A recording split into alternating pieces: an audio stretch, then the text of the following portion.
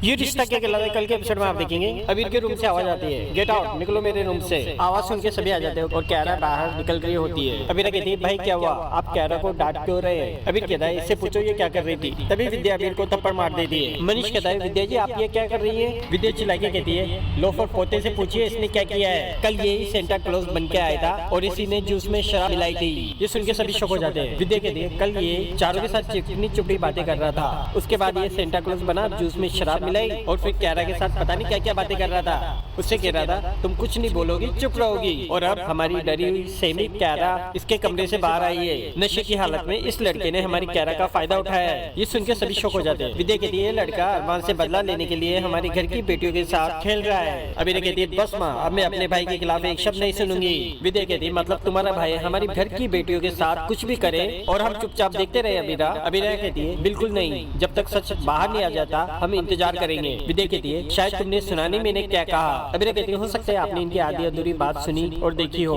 अबीरा कहती है एक बार इनको अपनी बात कहने का मौका तो दीजिए, इनकी बात तो सुन लीजिए। विद्या कहती है जब से तुम्हारा ये भाई आया है तब से दोनों परिवारों को सुख शांति भंग हो गई है और तुम चाहती हो मैं इसे मौका दो अपनी सफाई में झूठ बोलने का। सॉरी अबीरा ये नहीं होगा, वैसे गलती मेरी है, मुझे खुद पे गुस्सा आ रहा है कि जब ये चारों से बातें कर रहा था तभी मुझे इसको थप्पड़ मार देना चाहिए था। उस वक्त मारा होता तो ये सब कैरा के साथ करने की सोचता भी नहीं। ये घटिया लड़का जब अपनी बहनों की ननद के साथ ये सब कर रहा है तो पता नहीं बाहर क्या करता होगा। अरे ये लड़का हमारे परिवार में रहने लायक ही नहीं है। तभी अभी कैरा से कहता है तुम कुछ बोलोगी, तब से तुम्हारी चाची ताई जो भी है नॉन स्टॉप बोली जा रही है और तुम चुपचाप खड़ी हो। कुछ बोलो कैरा, सच बोलो हमारे बीच में कुछ नहीं है। विद्या से दूर करके कहते खबरदार जो कैरा के पास आने की कोशिश भी की तो अब ये तुम्हारा सिखाया हुआ झूठ नहीं बोल रही है तो इस पे बिगड़ रहे हो तुम। लेकिन याद है हम सब अपनी कैरा के साथ हैं और हम तुम्हें इसे डराने धमकाने नहीं देंगे।